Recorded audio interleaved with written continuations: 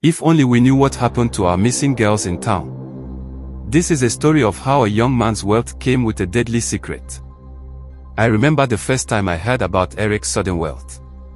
You see, I grew up in that small town. Everyone knew everyone, and we were all pretty much the same, working hard, struggling to make ends meet.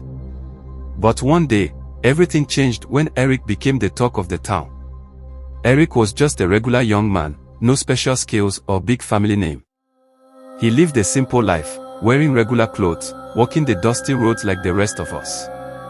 But then, as if out of nowhere, he started driving around in the most expensive cars, sleek, shiny ones that caught the eye of everyone passing by.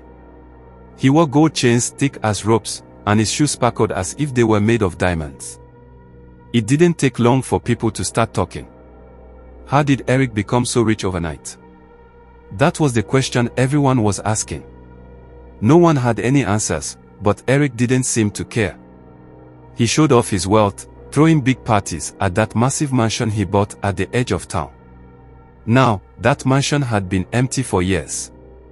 People used to say it was haunted, but Eric moved in without fear. It became the place to be, especially for the young ladies. You see, Eric had a way with women. He was handsome, with a smooth voice and a flashy lifestyle that made girls feel like they were in a movie. He'd promised them the world, gold necklaces, new cars, clothes from the finest boutiques in Lagos. The girls couldn't resist. One by one, they followed him to that mansion, believing he would give them a better life. But once they stepped inside, no one ever saw them again. At first, people didn't notice. When a girl went missing, folks thought she had run off with some rich man or traveled abroad. But then it started happening too often. One after the other, beautiful girls from our town vanished. Their families grew worried, but they had no idea what had happened to them. The whispers grew louder, people started suspecting Eric, but no one had any proof. He was so rich, so powerful, that no one dared confront him. Now, let me tell you about the night I saw it all with my own eyes. It was late, past midnight, and I was walking home after a long day. I had to pass by Eric's mansion, and that night, something felt off. The air was colder, and the moon hung low in the sky. As I walked past the mansion, I noticed a car pulling up to the gate. A young, beautiful girl stepped out, dressed in a fancy red dress. Eric welcomed her with a smile, his gold chains gleaming in the moonlight. I don't know why, but something told me to stay and watch. I found a spot behind a bush and waited.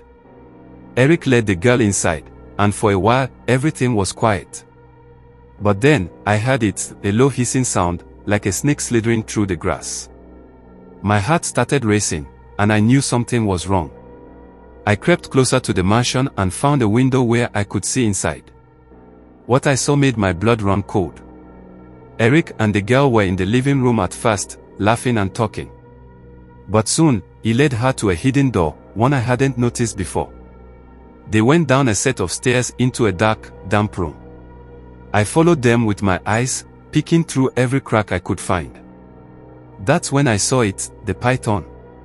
It wasn't just any snake. This python was massive, at least 20 feet long, with glowing red eyes that seemed to pierce the darkness. Its skin was black as night, and it moved slowly, like it had all the time in the world. The girl had no idea what was happening. Eric whispered something to her, and she smiled. But then, without warning, the python lunged at her. The girl screamed, but it was too late. The snake wrapped itself around her, squeezing tight until she couldn't breathe. In seconds, the python swallowed her whole, its massive jaws stretching wide. I couldn't believe what I was seeing. My hands shook, and my knees felt weak. But what happened next was even more terrifying. The python slithered back to Eric, its stomach bulging from the girl it had just swallowed. Then, slowly, it vomited piles of money, gold coins, and jewels. Eric picked up the riches with a wicked grin on his face, like he had just won a jackpot. I couldn't take it anymore. I ran as fast as I could, my heart pounding in my chest. I didn't stop until I reached home. That night, I couldn't sleep. The image of the python and the poor girl haunted my dreams. I knew I had to do something, but I was just a regular guy. Who would believe me? The next morning, I went to the police. I told them everything I had seen, but at first, they laughed. A giant python swallowing girls. You must be crazy, they said. But when I mentioned the missing girls and Eric's sudden wealth, they began to take me seriously. The police decided to investigate. They gathered a team and went to Eric's mansion. It was broad daylight, but the air around the house still felt eerie. When they knocked on the door, Eric acted calm, even friendly. He invited them in, offered them drinks, and pretended he had nothing to hide. But the police weren't fooled. They searched every corner of the mansion until they found the hidden door leading to the underground room. What they discovered was worse than anyone could have imagined.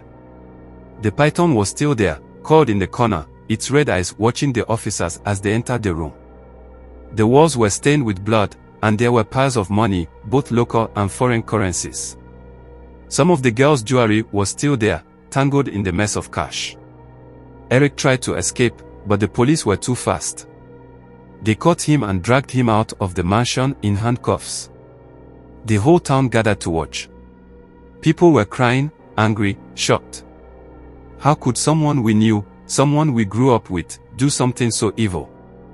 Eric was taken to court, and his trial was quick. There was no doubt about his guilt.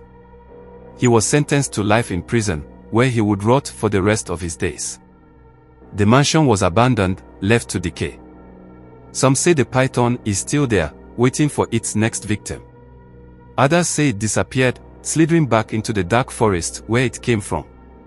But no one dares go near that mansion anymore.